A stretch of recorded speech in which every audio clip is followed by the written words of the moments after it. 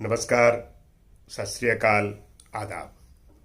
मित्रों, मैं कवि मंजीत सिंह हास्य व्यंग के इस समसामयिक कार्यक्रम में आपका हार्दिक स्वागत करता हूं।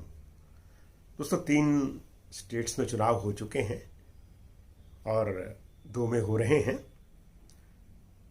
उत्तराखंड के बारे में कहा जा रहा है कि वहाँ बड़ा कांटे का मुकाबला है और पंजाब के बारे में ये बात आ रही है कि वहाँ हंग असेंबली आने की संभावना है और हो सकता है कि किसी को बिल्कुल बहुमत ना मिले और राष्ट्रपति शासन लगाना पड़े और फिर दोबारा चुनाव हो। गोवा के बारे में भी कहा जा रहा है कि वहाँ हंग असेंबली हो सकती है, लेकिन वहाँ के जो विधायक हैं, बड़े विद्वान लोग हैं, वो पहले ही चुनाव का परिणाम आने से पहले 2-3 का गुट बना लेते हैं, 4 का गुट बना लेते हैं, छोटी छोटी पार्टी वाले, और किसी पार्टी में स्विच ओवर करने में उन्हें दिक्कत नहीं होती है। बस आईपीएल के खिलाड़ियों की तरह उनका बेस प्राइस तय होता है और उसके बाद जो ज़्यादा पे पहुंचे उनके साथ हो लेते हैं। लेकिन हमारे संविधान जो वेता हैं, जो विद्वान लोग हैं, जो देश की चिंता करने वाले लोग हैं, उनका कहना यह है कि बार बार चुनाव जो हैं वो देश के लिए ठीक नहीं है, इससे बहुत नुकसान होता है। लेकिन एक दूसरा पक्ष ये भी है जो ये मानता है कि चुनाव बार बार होने के बहुत फायदे हैं। उनका आकलन दूसरी तरह से, वो कहते हैं कि साहब, चुनाव जब होते हैं त्योहार का मौसम हो जाता है। ऐसा लगता है जैसे होली, ईद, क्रिसमस और गुरुपर्व जो है वो एकदम साथ साथ आ गया है।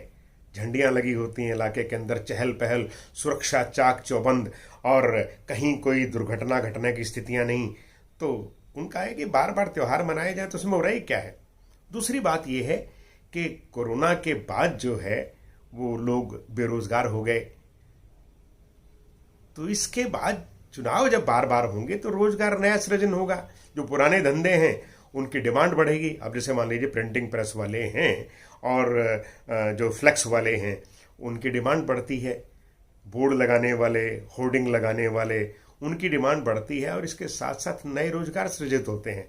अब जैसे देखिए, जैसे आप रैली में चाहिए आदमी तो 400 रुपये प्लस रोटी।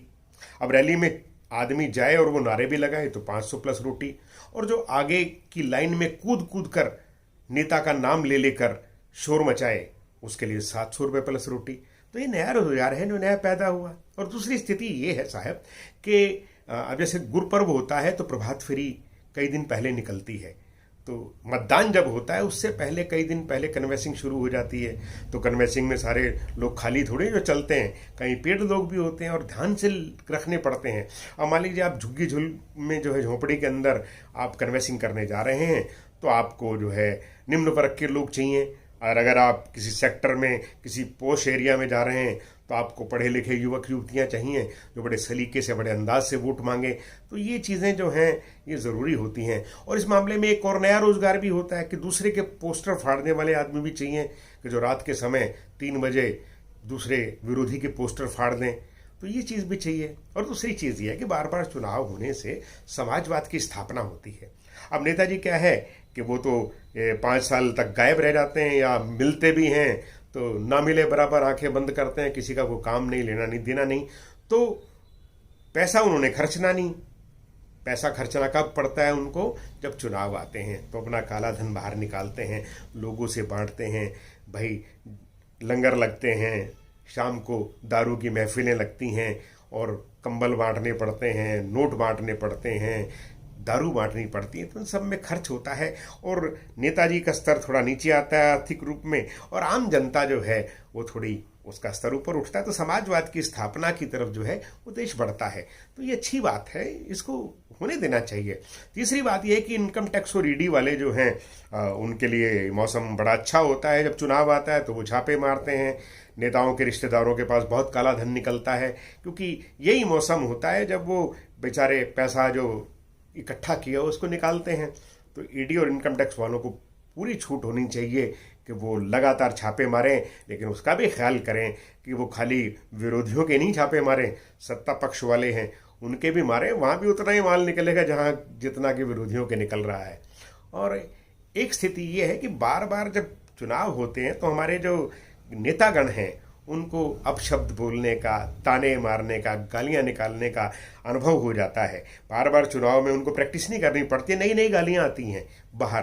तो मेरा तो सुझाव ये है कि जो सरकारें हैं उन्हें गाली या अपशब्द अकादमियों की स्थापना कर देनी चाहिए। जैसे हिंदी अकादमी है, पंजाबी अकादमी, उर्दू मराठी अकादमी, ऐसे गाली अकादमी या अपशब्द अकादमी की स्थापना कर देनी चाहिए, जिसकी जिम्मेवारी हो कि जितनी गालियां चुनाव में निकली हैं उन सबको जो है वो रिकॉर्ड में लाया जाए और उसकी किताबें छापी जाएं, ताकि आने वाली पीढ़ियां जान सकें कि भाई हमारे फला नेता ने इतनी गालियां निकाली और ये वाली गाली जो है वही नेता बोला करते थे। तो रैंकिंग भी देनी चाहिए कि साहब फर्स्ट रैंकिंग में 50 साल पहले वो नेता था, वो गाली निकाला करता था।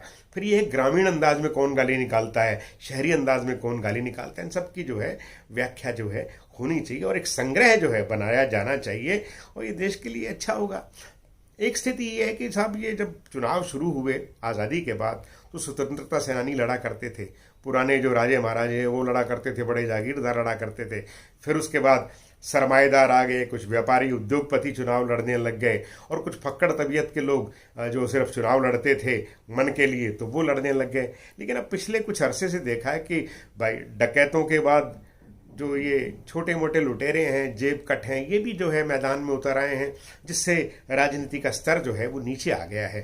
तो अगर बार बार चुनाव होंगे तो ये लुटेरे और गिरह कट हैं, जेब कतरे हैं, ये इस फील्ड से आउट हो जाएंगे और बड़ी शुचिता आएगी, और जो गंगा है राजनीति की वो और ज़्यादा मैली नहीं होगी, और इसमें ये लाभ होगा। आजकल एक स्थिति और चल पड़ी है, आपने देखा होगा कि 2.5 साल ये मुख्यमंत्री, 2.5 साल वो मुख्यमंत्री। तो 2.5 जो है ना वो शब्द जो है ज़रा अच्छा नहीं लगता, भारतीय संस्कृति में अटपटा लगता है। तो अगर चुनाव जो है हर 2.5 साल बाद हो जाएंगे तो 1.25 साल के लिए मुख्यमंत्री बनेंगे, तो कितना सुंदर होगा। जैसे 1.25 रुपये का प्रसाद बांटा करते थे किसी ज़माने में, 1.25 साल ये मुख्यमंत्री, 1.25 साल ये मुख्यमंत्री। तो मैंने तो कुछ फ़ायदे बताए, बाकी फ़ायदे आपके मन में भी आ गए होंगे, तो आप उनका विश्लेषण कीजिए और अपने अपने माध्यम से उन्हें साझा कीजिए, और बड़ा मज़ा आएगा। और ये सुझाव जो है हम चुनाव कमीशन को भी भेजेंगे, आप भी भेजिएगा, और देखिए क्या क्या सुधार होते हैं। इसके साथ बस यहीं, नमस्कार।